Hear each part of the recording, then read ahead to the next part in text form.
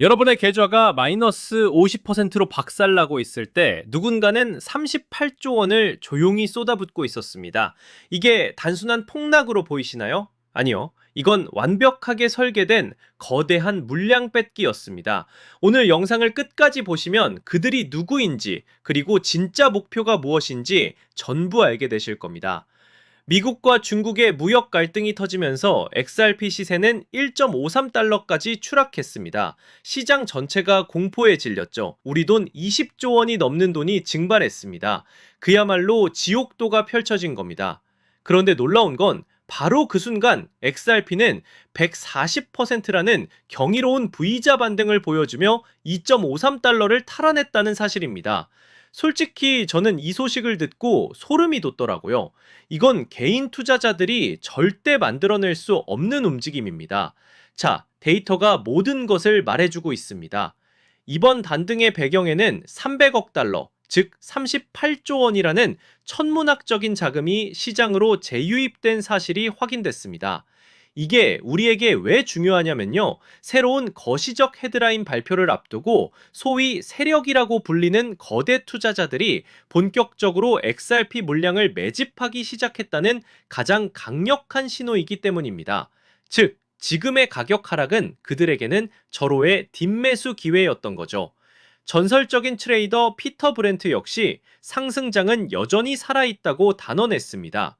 그는 XRP의 유효 지지선이 1.79달러로 견고하게 형성되어 있으며 다음 목표 구간은 3.00달러에서 3.50달러가 될 것이라고 분석했습니다.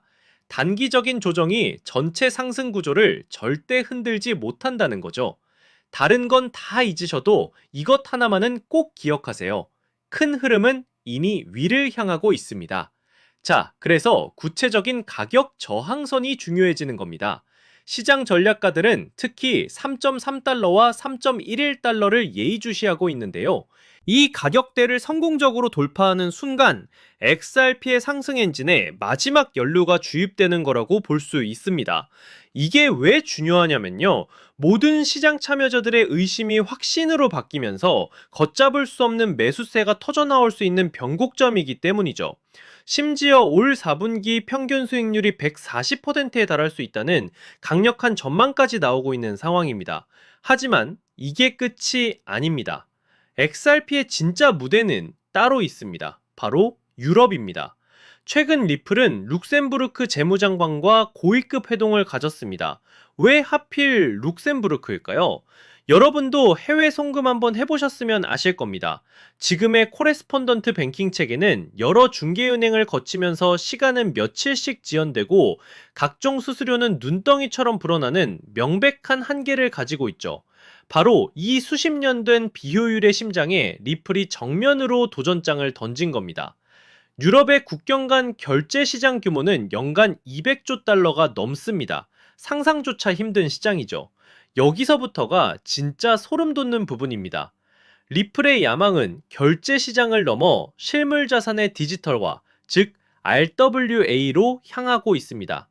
최근 리플은 온도 파이낸스와 손잡고 미국 국채를 토큰화해서 XRP 레저에 도입한다고 발표했습니다.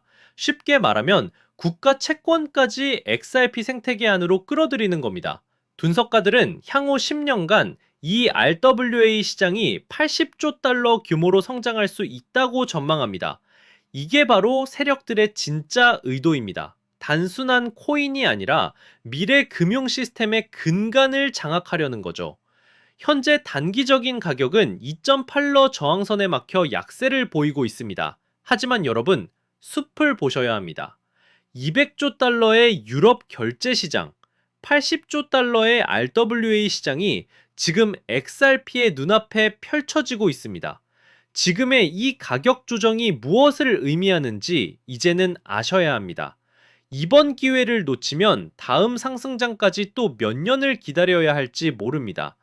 뉴스는 쏟아지고 기대감도 커졌는데 정작 가격은 좀처럼 달라지지 않았죠. 기다림은 길어졌고 답답함은 커져갔습니다. 리플 언제쯤 제대로 움직여줄까? 이 질문 다들 한 번쯤 해보셨을 거예요. 겉으로는 답답했지만 사실 물밑에서는 다른 움직임이 꿈틀대고 있었거든요. 저는 그래서 몇 달 동안 차트와 뉴스를 하나하나 파고들었고 밤을 새워가면서 온체인 데이터까지 다 뒤져봤습니다. 왜냐면 그 안에 남들이 못 본 단서가 숨어 있다고 믿었기 때문이죠. 처음엔 단순히 반등 신호를 찾으려 했습니다. 근데 깊이 들여다보니까 단순한 기술적 패턴이 아니더라고요. 마치 누군가가 보이지 않는 손으로 시장을 설계하는 듯한 자금 흐름이 보이기 시작한 겁니다. 그 순간 저는 확신했죠. 이건 단순한 가격놀이가 아니라 판을 바꾸는 거대한 움직임이다. 그리고 거기서 제가 발견한 키워드가 바로 ETF였습니다. 솔직히 ETF 얘기 남들도 다 하고 뻔하게 들릴 수 있죠. 근데 그건 겉만 보는 거예요. 제가 들여다본 ETF는 단순한 제도가 아니라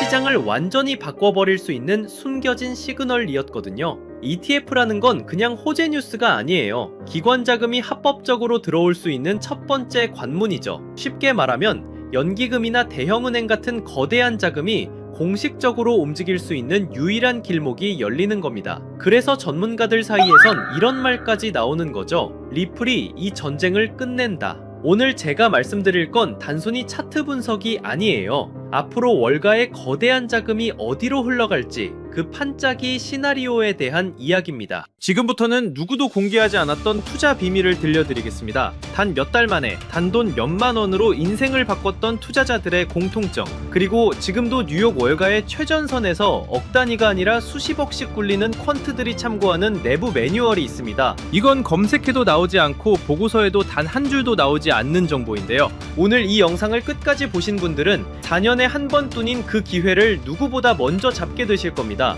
이 영상에서 단 몇 분 안에 그 흐름을 놓치신다면 이번 사이클은 그대로 흘려보내실지도 모릅니다. 그래서 오늘 준비한 건 특별한 영상입니다. 바로 2025년 연말을 대비한 ETF 특집편이죠.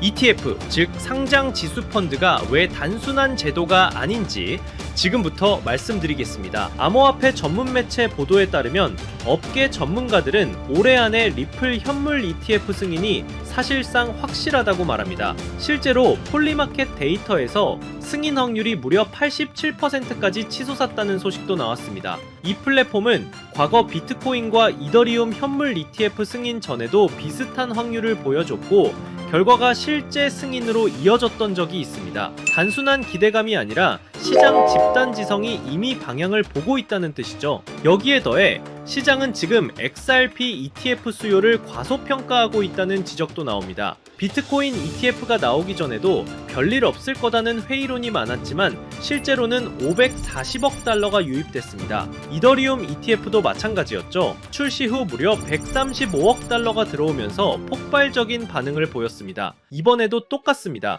지금은 과연 될까? 라는 반응이 많지만 막상 뚜껑이 열리면 예상을 뛰어넘는 자금이 몰려들 수 있다는 거예요. 그리고 여기서 가장 중요한 게 바로 시점입니다. SEC는 리플 ETF 신청에 대한 최종 결정을 10월로 미뤄둔 상태입니다. 즉 10월은 시장의 운명을 가르는 분수령이 될 겁니다. 그날이 오면 단순한 뉴스가 아니라 기관 자금이 공식적으로 풀리는 신호탄이 되죠. 하지만 이 기회가 영원히 열려있는 건 아닙니다. 10월 발표 직후 단기간에 가장 큰 급등이 터질 수 있고 그 순간에 올라탄 사람과 그렇지 못한 사람의 격차가 크게 벌어질 겁니다. 실제로 비트코인 ETF 때도 승인 직후 며칠 만에 급등이 나왔고 뒤늦게 들어간 사람들은 고점에 물릴 수밖에 없었죠. 다만 여기서 중요한 점이 있습니다. 10월은 시작일 뿐이라는 겁니다. 초기 폭발 이후에도 연기금, 보험사, 대형은행 같은 장기 자금이 본격적으로 들어오기 시작하면 리플 시장은 이전과 전혀 다른 차원으로 재편될 수 있습니다. 즉 당이 급등은 10월에 집중될 수 있지만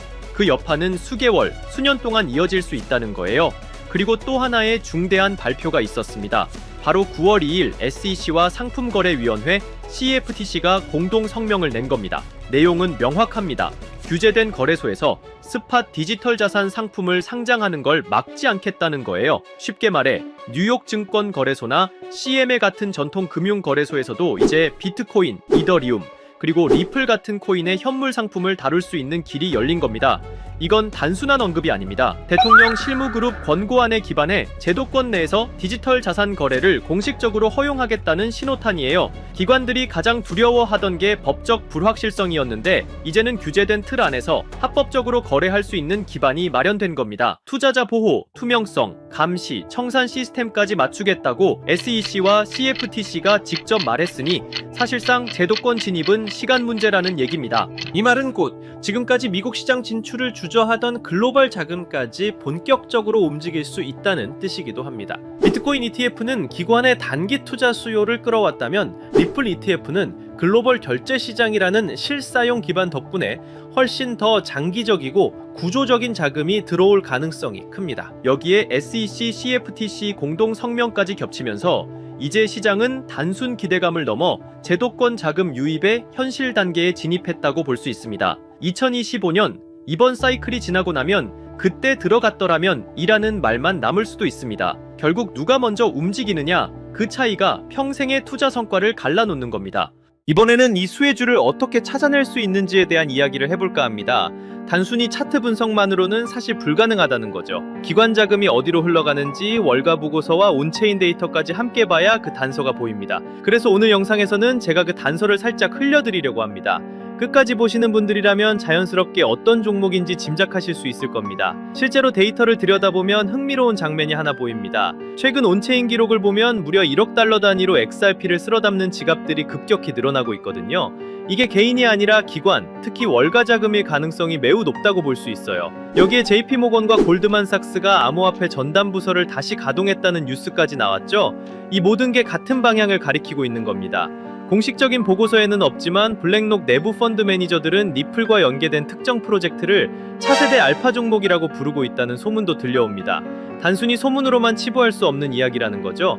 정치적인 환경도 무시할 수 없는데요. 트럼프 대통령과 그의 일가가 직접 가상자산을 발행해서 수조 원대 수익을 거뒀다는 사실은 이미 다들 아는 얘기입니다. 단순히 정치인의 발언을 넘어 이해관계를 가진 참여자가 됐다는 건 앞으로 정책 방향이 얼마나 가상자산 친화적으로 흘러갈지를 보여주는 대목이죠. 이건 단순한 호재가 아니라 제도권의 문을 활짝 열어젖히는 강력한 배경이 될 수 있다는 겁니다. ETF 승인과 리플의 제도권 편입, 이건 그저 시작일 뿐입니다. 진짜 기회는 리플을 넘어서 월가와 블랙록이 물밑에서 준비하고 있는 히든 종목에 있다고 할 수 있어요. 지금은 이름조차 잘 알려지지 않았지만 ETF가 승인되는 순간 그 종목이 시장 전면에 등장할 겁니다.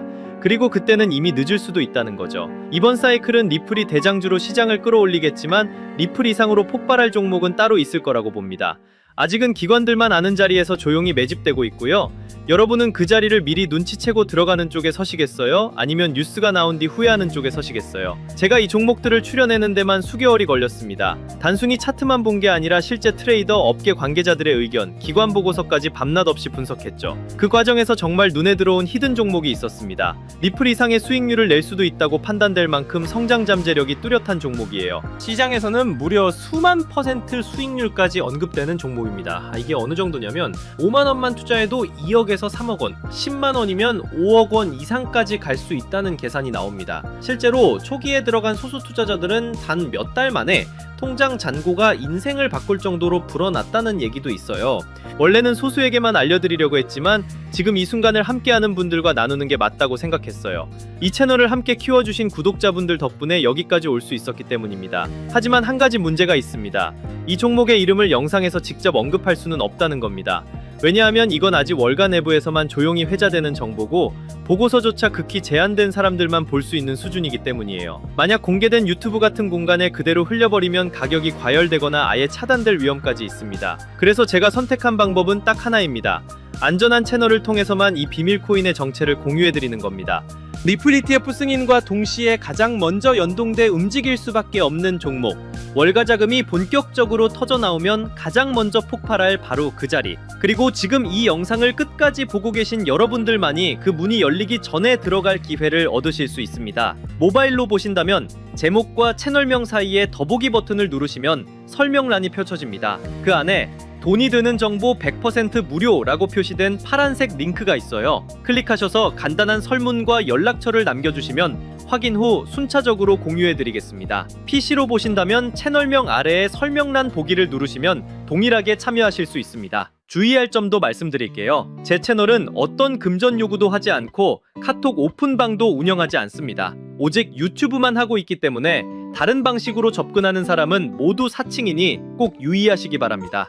이번 ETF 흐름은 단순히 리플만의 이슈가 아니라는 점 다시 한번 강조하고 싶어요. 제도적 문이 열리면서 숨어있던 종목들이 부상하는 시점이 올 겁니다. 그 기회를 절대 놓치지 않으셨으면 좋겠습니다. 아직 히든 종목을 받아보지 못하신 분들은 구독 버튼 꼭 눌러주시고 설명란에 있는 파란색 링크를 통해 참여해보세요. 오늘도 함께 해주셔서 정말 감사합니다. 이번 ETF 사이클이 여러분 모두에게 성공적인 투자가 되고 의미 있는 한 해가 되기를 바랍니다. 영상은 여기서 마무리하고 다음엔 더 깊은 분석으로 찾아뵙겠습니다.